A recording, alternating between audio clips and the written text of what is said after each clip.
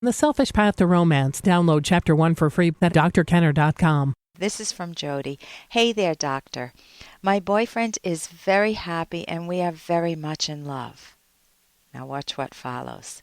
However, every month or so he gets very depressed for a week. He feels self-hatred and he gets intense headaches. He feels like giving up and he doesn't talk much to anyone. But he texts me occasionally. He used to be bad. He sold drugs. 3 years ago he became religious and changed. As soon as he became religious, this depression began and reappears every month or so for a week at a time. It comes unannounced and in the midst of us in love. I want to help him, but I don't understand what's happening to him or what I can do. Please help me, Jody. So first, Jody, whenever I hear intense headaches, they could obviously be stress headaches. He's made some pretty bad choices in his life. But you do want to rule out medical causes. So he should first see a medical doctor and see if he can get a clean bill of health. And if it's not a medical reason, then you're looking at psychological causes. So this is where you can see how your own mind is your top value in life. Everybody's own mind is their top value. And so many times we abuse them, we misuse them, or we're clueless. We don't know how to think clearly. We don't know how to think longer range. So when you abuse your mind, when you make poor choices and you have some awareness of it, you're going to be your own first victim. And I think that's what might have happened to your boyfriend. For example, if he made the bad choices over and over again to sell illicit drugs, the questions have got to come to his mind. How many individuals were harmed by me?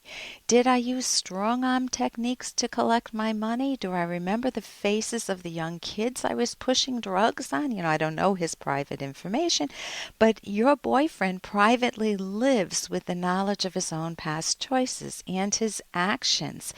And how do you repair that? It's not that someone who's done drugs in the past has to go through life with self-hatred forever and ever if they want to gain some self-esteem.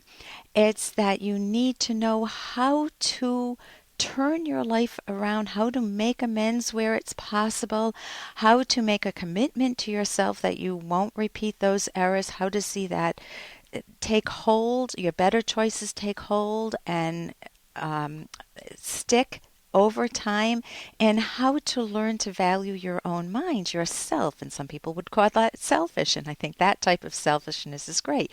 When you build good moral character, meaning you're honest, you have integrity, you work for a living, you have a good sense of justice, you think for yourself, and that's how you earn your self-esteem. You take pride in what you do well.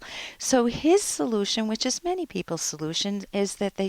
Hey, I got to interrupt this because we've got to pay some bills. 30 seconds, that's it. A very quick ad, and then Ellen will be back. Romance.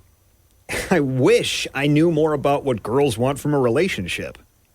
Boy, I wish I knew more about what I want. Where's that ad I saw? Here it is. The Selfish Path to Romance, a serious romance guidebook. Download Chapter 1 for free at selfishromance.com and buy it at amazon.com. The Selfish Path to Romance. That is interesting. So his solution, which is many people's solution, is that they turn to religion. Well, religion can there are always going to be warm people or a sense of community that can be encouraging. People turn to AA too. And there are many different ways. It's a terrific book, Sober for Good, but that's a different situation. He was selling drugs. I don't know whether he was using them too. But becoming a religious won't erase his hard drive, his hard knowledge of the choices he made and his past actions. And if they try to just forgive him, it's very hard for any of us to forgive ourselves. We need to do the thinking. We need to thoroughly understand what led me to sell drugs, what type of poor choices did I make, how could I act differently.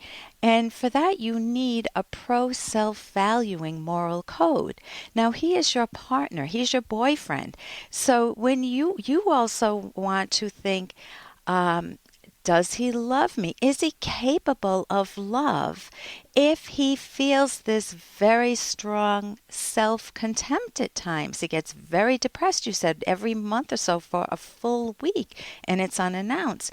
So love is an emotion based on a self-valuing moral code. People use it loosely, but if you want genuine love, you need to value yourself first. My favorite author, Ayn Rand, said, to say I love you, one must first be able to say the I love you, meaning I value myself. And to love yourself, you need what we were talking about, that good moral character. So the big question, if you stand back a little bit on this, Jody, and look at it, is this guy the right person for you? You don't have to make his problems your lifetime problem. You don't have to become his therapist. If you want to, what they say, hang in there and work with him, you could try that for a little bit. The other option is understanding what love is and learning the skills, the introspective skills in judging a prospective partner. And I recommend the book I wrote with Dr. Headach. It's The Selfish Path to Romance, and that's at drkenner.com. And here's a little more from Dr. Kenner. Think about your own life and when you felt the happiest in your life. Maybe it was in childhood. Maybe it was just a moment in childhood. Maybe it was more in your teen years. I always think of myself as 19 years old, even though I'm a little bit away from that age. And 19 it was a good year for me. So psychologically, do you live in the period of your life, or do you live in that zone where you feel happy? How can you achieve that if you find that you live in the stress zone, or you live in the overloaded zone, or you live in the pressure cooker zone, or you live in the angry zone, or you live in the guilt zone? How do you turn that around? Well, you can do that with thinking skills. You can't just take a pill and turn your life around.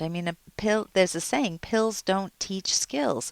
They can help you focus better, but basically it's up to you to learn the skills and to learn how to appreciate and value your own mind. And when we don't do that, privately we know that. We feel insecure, we feel a little dent in our self-esteem, or maybe a big one, and privately we may try to compensate and just get ourselves all in tangles trying to make it look like we feel good to others and try to soothe ourselves inside. And it's much better to learn the skills and to face the facts. For more Dr. Kenner podcast, go to drkenner.com and please listen to this ad. Here's an excerpt from The Selfish Path to Romance, the Serious Romance Guidebook by clinical psychologists Drs. Kenner and Locke. When you are in a sexual mood, how can you invite your partner to join you? Find out what your partner likes. For example, their favorite time of day. What arouses your partner? A bubble bath and wine, dancing in the living room, cuddling and kissing, a sensuous massage, watching romantic videos. It helps create the mood if you make your partner feel sexually visible. Tell your loved one what you like about him or her sexually, including physical attributes you adore and the physical movements you enjoy. Let your loved one know what other things you enjoy, being kissed on the neck or wearing certain perfume or cologne, how to eliminate turn-offs like tickling or kissing during periods of important concentration, and what special ways your partner can dress and undress that excite you. You can download Chapter 1 for free by going to drkenner.com and buy it at amazon.com.